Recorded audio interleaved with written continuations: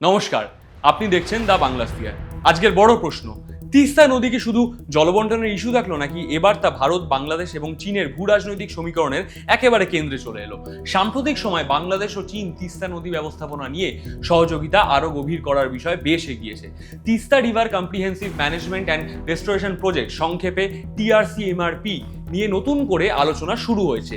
এই প্রকল্পের মূল বিষয় জল ভাগাভাগি নয়, বরং নদী সংস্কার, বাঁধ ভাঙন রোধ, বন্যা নিয়ন্ত্রণ, সেচ এবং বাংলাদেশের অংশে নদী সংক্রান্ত অবকাঠামো তৈরি। কিন্তু এখানেই গল্প শেষ নয়, কারণ তিস্তা নদী ভারত থেকে বাংলাদেশে প্রবেশ করে। সিকিম এবং পশ্চিমবঙ্গের উত্তরাঞ্চল পেরিয়ে এই নদী বাংলাদেশের দিকে যায়। ফলে বাংলাদেশের তিস্তা অববাহিকায় বড় আকারে চীনা উপস্থিতি ভারতের কাছে শুধু উন্নয়ন প্রকল্প হিসাবে দেখা কঠিন। এর সঙ্গে জড়িয়ে যাচ্ছে সীমান্ত নিরাপত্তা, উত্তর পূর্ব ভারতের কৌশলগত গুরুত্ব এবং বাংলাদেশ ভারতের সম্পর্কে দীর্ঘদিনের অমীমাংসিত প্রশ্ন। প্রথমে পরিষ্কার করে নেওয়া দরকার, এটি এখনো ভারত বাংলাদেশের তিস্তা জলবন্টন চুক্তি নয়। অর্থাৎ এই বোঝাপড়া হলে বাংলাদেশ ও চীনের মধ্যে তিস্তা ব্যবস্থাপনা ও নদী অবকাঠামো ঘিরে সহযোগিতা বাড়বে। এতে আপাতত পশ্চিমবঙ্গের দিকে তিস্তার জল কতটা থাকবে বা বাংলাদেশে কতটা যাবে সেই হিসেব সরাসরি বদলে যাচ্ছে না, কিন্তু কূটনৈতিক চাপ অবশ্যই বাড়ছে অনেকটা।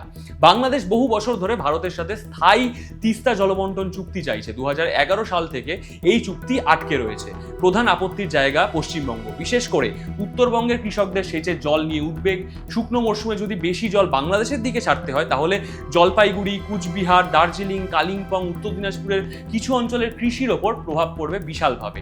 এই আশঙ্কা দীর্ঘদিন ধরেই কিন্তু আমাদের কূটনৈতিক মহলে চলছে। এখন বাংলাদেশ যদি চীনের সহযোগিতায় তিস্তা প্রকল্প এগিয়ে নিয়ে যায়, তাহলে দিল্লির ওপর রাজনৈতিক ও কূটনৈতিক চাপ বাড়বে। প্রশ্ন উঠবে, ভারত যেখানে এত বছর ধরে জলবন্টন চুক্তি চূড়ান্ত করতে পারেনি, সেখানে চীন কি বাংলাদেশের কাছে দ্রুত অবকাঠামো সহযোগী হিসাবে জায়গা করে নিচ্ছে? ভারতের কৌশলগত উদ্বেগ ঠিক এখানেই। তিস্তা অববাহিকা ভারতের সীমান্তের খুব কাছাকাছি, উত্তরবঙ্গ এবং উত্তর পূর্ব ভারতের সংযোগ অঞ্চল।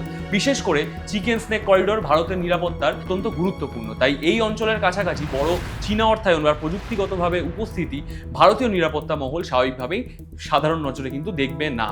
তবে চীন প্রকাশ্যে বলছে বাংলাদেশের সঙ্গে তাদের সহযোগিতা কোনো তৃতীয় দেশের বিরুদ্ধে নয়। অর্থাৎ বেজিং উন্নয়ন সহযোগিতার ভাষায় কিন্তু বারবার ব্যবহার করছে। কিন্তু আন্তর্জাতিক রাজনীতিতে অবকাঠামো, নদী ব্যবস্থাপনা, বন্দর, করিডোর এসব কখনো শুধু উন্নয়ন প্রকল্প থাকেনি, এগুলোর প্রভাব বিস্তারেরও অংশ হয়ে ওঠে। এবার আসি পশ্চিমবঙ্গের প্রশ্নে।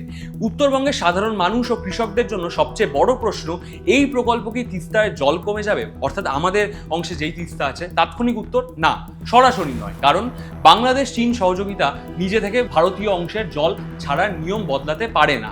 তিস্তার জলবন্টনকে বাস্তবে পরিবর্তন আনতে হলে ভারত বাংলাদেশের মধ্যে আলাদা চুক্তি দরকার। অর্থাৎ দিল্লি এবং কলকাতার অবস্থান ছাড়া নতুন জলবন্টন বাস্তবায়ন সম্ভব নয় একেবারে।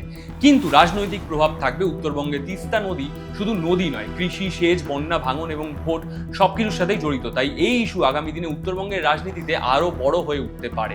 বিশেষ করে বিজেপি শাসিত পশ্চিমবঙ্গ এখন কেন্দ্র ও রাজ্যের অবস্থান কতটা এক হয় সেটাই দেখার বিষয়। বাংলাদেশের জন্য এই প্রকল্পের গুরুত্ব আলাদা।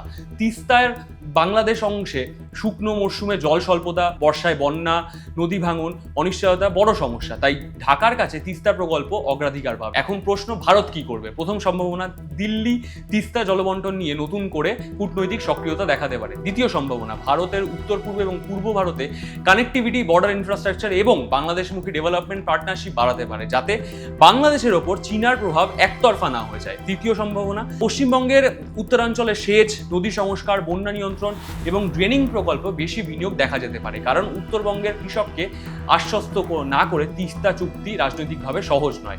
সব মিলিয়ে আজকের বাস্তবতা হলো, তিস্তা নিয়ে বাংলাদেশ চীন বোঝাপড়া এখনই পশ্চিমবঙ্গের জল সরবরাহে বড় পরিবর্তন আনছে না, কিন্তু ভূরাজনৈতিকভাবে এটি বড় ঘটনা। কারণ বাংলাদেশের তিস্তা অববাহিকায় চীনের উপস্থিতি ভারতের জন্য নতুন কৌশলগত অস্বস্তি তৈরি করতে পারে। তাই তিস্তা এখন শুধু নদী নয়, এটি হয়ে উঠছে জল, কৃষি, সীমান্ত, কূটনীতি, আঞ্চলিক শক্তির নতুন পরীক্ষা ক্ষেত্র। শেষ প্রশ্ন তাই থেকেই যাচ্ছে, দিল্লি কি এবার তিস্তা সমস্যার রাজনৈতিক সমাধান খুঁজবে, নাকি চীন বাংলাদেশের ঘনিষ্ঠতা ভারতকে আরও চাপের মুখে ফেলবে? দেখতে থাকুন বাংলা স্পিয়ার, যাতে আপনি খবরের গভীরে তথ্যের সঙ্গে থাকতে পারেন। কিন্তু এই বিষয় নিয়ে আপনার পর্যালোচনা কি? আপনারা যে সমস্ত জায়গা থেকে এই বিষয়ে খবর দেখছেন, সেই নিয়ে আপনারা কি কি ধরনের বার্তালাপ করছেন সেইগুলো কমেন্টে জানান, যাতে পরবর্তী সময় সেইগুলো পড়ে আমরা আমাদের ধ্যান ধারণা একটু প্রশমিত করে আবার এই ধরনের কন্টেন্ট আপনাদের সামনে আনতে পারি। দেখা হবে পরবর্তী ভিডিওতে। ততক্ষণ দেখতে থাকুন দা বাংলা স্ফিয়ার। ধন্যবাদ।